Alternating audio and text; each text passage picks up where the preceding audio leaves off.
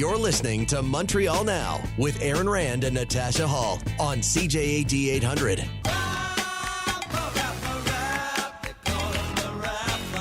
That is James Mennie. He is over at the Montreal Gazette. And Jim, I would be remiss if I did not play our money clip for today, which is, of course, Premier Francois Legault reacting to the charge potentially that he, somehow integrity his is being questioned. Here you go.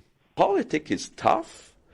I make decisions that are not always supported by all the population. But one thing I cannot accept it is that we put in question my integrity. The part at the end there you didn't get was him using that four-letter word that starts with S, ends with T, and is not shirt. So reaction to that, Jim? First of all, we talked about this yesterday. This thing has gone from no one really paid much attention to all of a sudden the CAQ are no longer going to take political contributions. Well, listen, we have to be, the opposition parties have to be very, very careful here because they have already done made kind of the first error. They have stepped on the landmine. They have armed it. They have placed, and for those of our listeners who are still sort of scratching their heads over that clip of the Premier talking about his integrity, I got the impression that S-bomb was dropped more out of absolute incredulous frustration than anything else at the level of hypocrisy that is being expressed by the opposition parties, all of them sitting there with a straight face, as if whenever they were in power, I'll cut some slack for Quebec Solidaire. They've never run a government, nor is it likely they will in this century. But everyone else has, and the Tories as well, but everyone else has been in power. Everyone else has done this. You hold a fundraising cocktail. Of course you're going to have a cabinet minister there. That's part of the draw.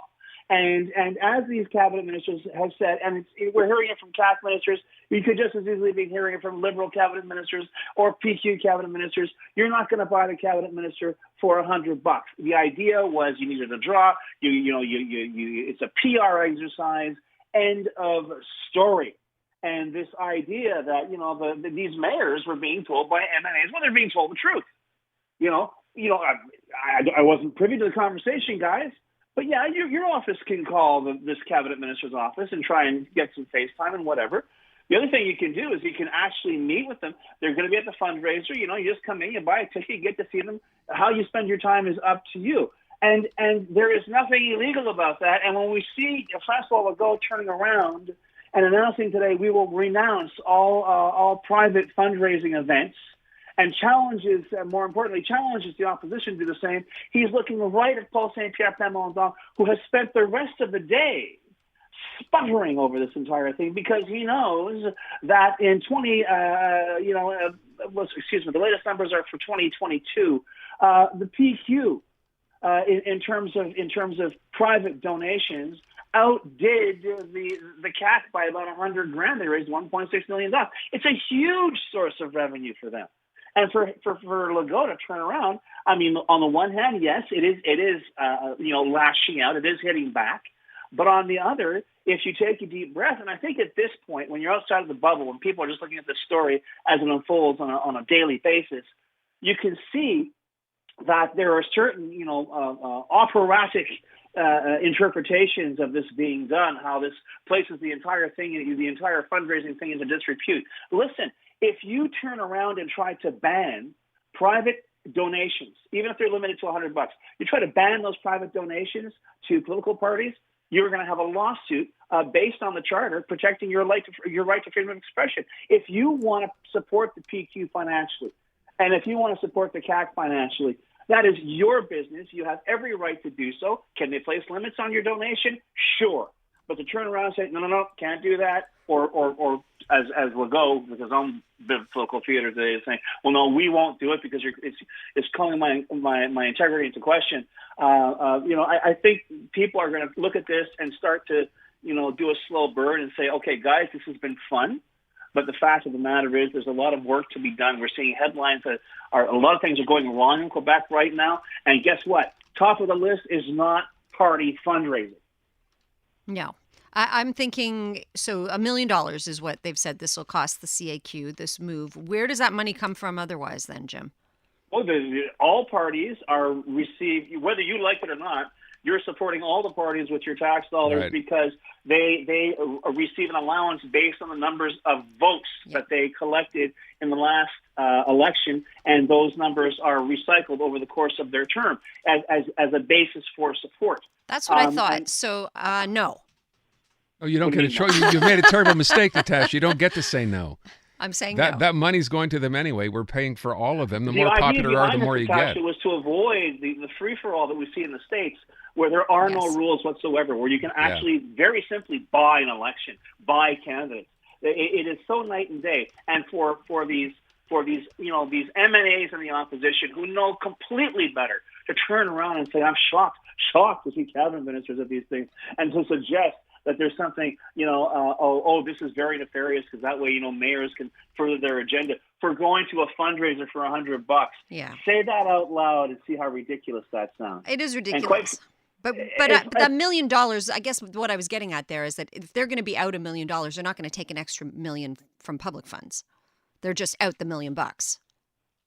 Well, no, yeah, they're just out the $1 million. But I can absolutely assure you, this is not going to endure because the other parties, if the other parties turn around and say, yeah, you suspend that, but we'll keep ours, they will be referred to, and quite correctly, as hypocrites for every day that this government is in session. So, the choice is theirs. They can make that up, but quite frankly, I know how these things work, and one day you're telling the hounds, okay, go after this guy, and the next day you give them a different kind of steak and say, go after this guy, and believe me, they'll go after the people who are going after the CAC right now, or going after Danville or cabinet ministers. They will be going after Paul Saint-Pierre Plamondon because A, he benefits from this, and he's going to have to either toe the line or shut up, and B, as we like to say in my line of work, it's his turn. It's his turn. Absolutely. Look, I want to talk about something else as well beyond this story in Quebec City. I'm wondering, by the way, maybe you have a better idea than I do on this, or because we were talking about this, and just yesterday we were saying this kind of came out of nowhere. This was a gift for the opposition, although maybe it's not so much a gift now anymore, now that the premier's reacted. What's the next thing likely to come up? I mean, how long is this going to be the issue, Jim? It'll be the issue, I think, until assignment editors say, okay, you know what? Stop asking about party funding and let's get back to business with the housing crisis and the 8 bazillion other things that are going on in Quebec that are going plumb straight to hell. Remember, lest we forget, we still don't have a settlement with the FAE. We have to find out where that's going to go. Right. We don't have a settlement with the FIQ, which is the nurses union. We got to find out which way that's going to go. This could be a very, very hot winter, so to speak. But, as I say, for now, if it's getting clicks, getting eyeballs, yeah, we'll stay with the funding. But believe me, sooner or later, everyone's going to have to grow up. Everyone's going to have to figure out how to disentangle themselves from this and realize they have to get back to work. What happened to the CAC in the past 6 weeks? I hope that lesson is learned by every party in the National Assembly. That sudden fall from grace from the Coalition Avenir Quebec can happen to everybody. So as we say in these parts, watch the way. James MENNIE at the Montreal Gazette. Thank you, Jim. Adamant.